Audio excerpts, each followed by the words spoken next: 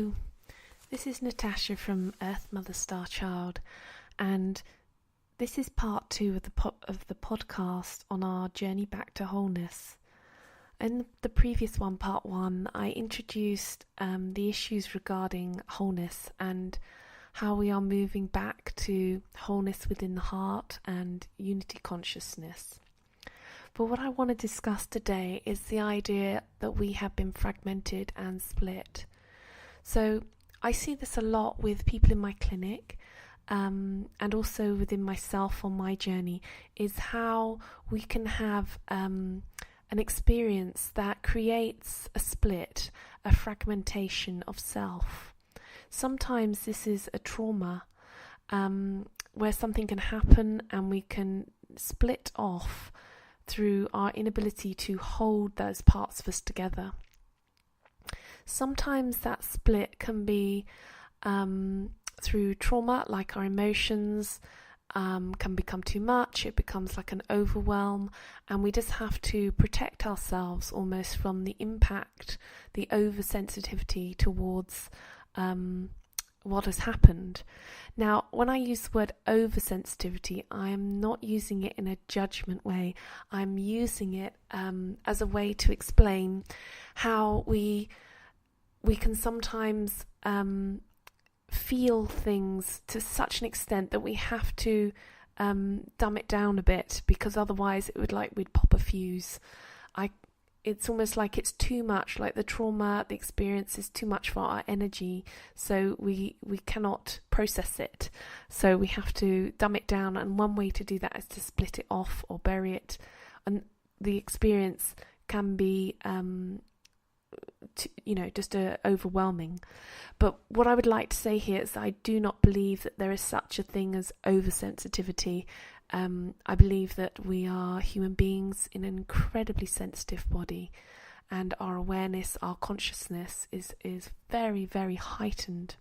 And most people have experienced trauma in one way or another, because the world we live in is various degrees of heavy vibrations that have been hard to stay sensitive and open and vulnerable within this environment.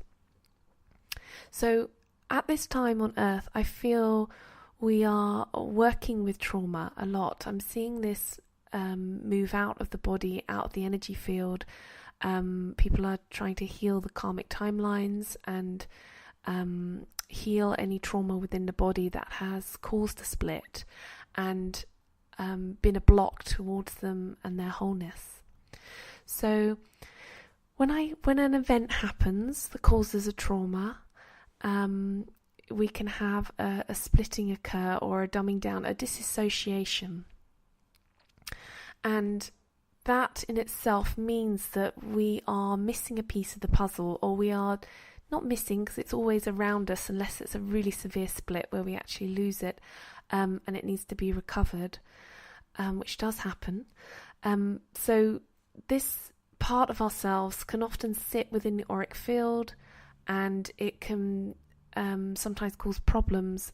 What happens really is there becomes a split that goes into our shadow, sometimes our shadow aspects. It's what our shadow really represents is when we begin to split and we have our light consciousness, our awareness, our conscious mind in one part, and then our unconscious mind, the parts of us that we are not aware of but that are still present, go into shadow. So it really is, I like to think of this, and I'm sure other people can explain it probably better than I can, is we're putting a spotlight on what we know, and in the bit behind the spotlight is what we don't know. So a lot of this unconscious stuff we build up within childhood, where we're receiving a lot of information and we're laying down our patterns. So if we have traumas that happen in childhood, they can become a lot more tricky to unwind and put in the spotlight, because they become quite deep and hidden, and part of the tape that plays, that is our learning, that helps us to be present here on Earth. So I've just covered something that is incredibly complicated, but essentially what I want to describe here is that we can go into a split of our own light and shadow, and sometimes the shadow aspects are can result in behaviours that we're not always conscious of, behaviours that we want to deny or feelings that we want to deny. One of the huge areas around this is obviously sex and the great taboos around sex and people feeling judged and guilty, and this is where this becomes very apparent that we have developed within an old matrix system which has been very much based on judgment, punishment, and it is not part of the return to wholeness and the unity consciousness of the heart.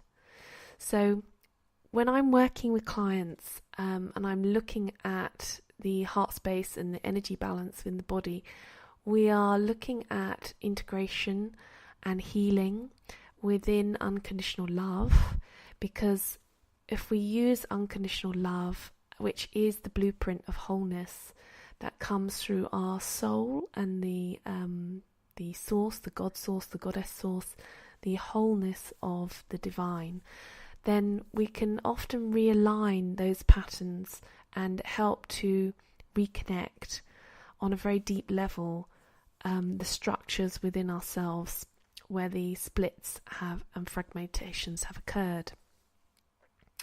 So it's a bit like putting the jigsaw pieces back together, and when we get splits in polarity, we also get a polarity that can occur, and I talked a bit about this in the first podcast because we can end up with conflict. Now, one of the primary splits that I was looking at, and I have done some writing about, is the split between the mind and the body, because I found that most of the work I was doing with acupuncture was reconnecting the mind with the body. And as I looked within the Venus channelings a bit more, it was a bit like our animal nature and our superconscious mind. As they come together, it becomes sometimes the connection is not always 100% comfortable, and I think this goes back to historically how the human being was created, and that a lot of this alignment between the animal self and the superconscious mind is trying to now align through the heart and create peace through the lower chakras. So this is on a very exact level part of unity consciousness, because if we feel that our own energy system, our individual energy system, is working within unity and wholeness, then we have less inner conflict. So on a basic level, this means that all our energy can flow in the same direction. So we witness this sort of behavior if you have an unconscious or something in your shadow that wants you to do one thing and is creating that for you, and then we have your conscious mind which has intention and wants to create another thing. We often see a conflict, and I see that all the time in myself. It's all about getting all that energy flowing in the right direction together, and that they're working in harmony and union. And ourself, our own energetic system is our individual component, which is actually showing you how important it is that we work in unity without conflict. So we're working in unity with ourselves, but also this becomes unity with other people, because if you can get yourself into the heart space where you can embrace all the parts of yourself and show them love, show those parts of yourself that they are cared for and embraced and accepted and honoured and respected, that this forms the basis of our relationships with other people, our union in our partnerships, be they all sorts of partnerships, friendships, intimate partnerships,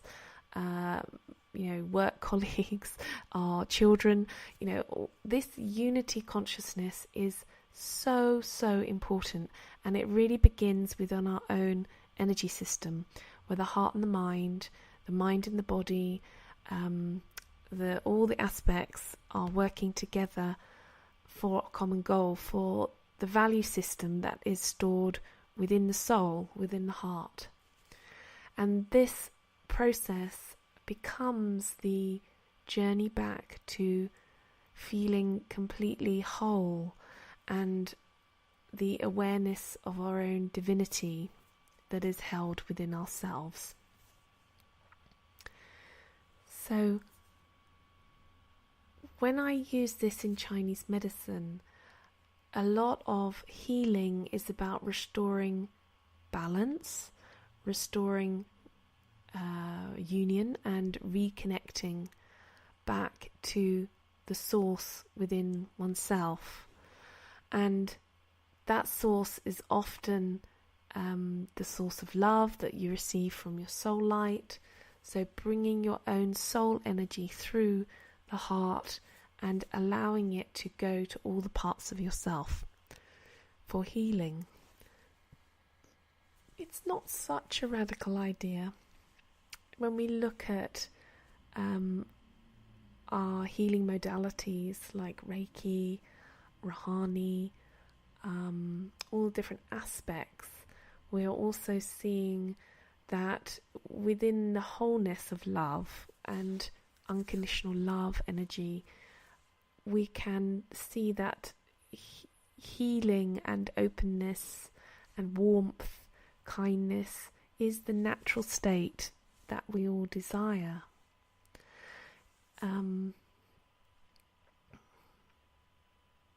That is one of the truths of this process.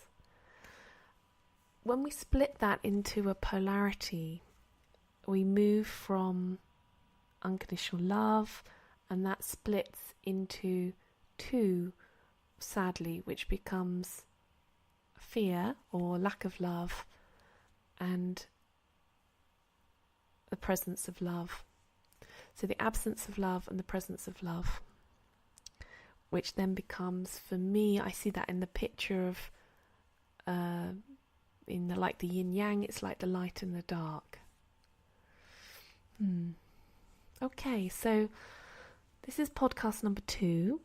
I'm beginning to see the podcasts are becoming a bit of a rambling, so I'm sorry about that. But I am going to move on to podcast number 3 and try and eke out the different aspects within this teaching. Okay, so if you would like to connect up with me, I'd love to hear from you. I'm Natasha Astara, and I run something called Earth Mother Star Child. If you've listened to a few of these podcasts and I'm repeating this, I'm very sorry. But my website is www.earthmotherstarchild.co.uk, and you can connect on Instagram, Facebook, Twitter, all the usuals. And I have my own website. I'd love to hear from you. And if you would like to work with me, I do one-to-one sessions and also groups. Okay, so I'll see you on the next podcast. Namaste.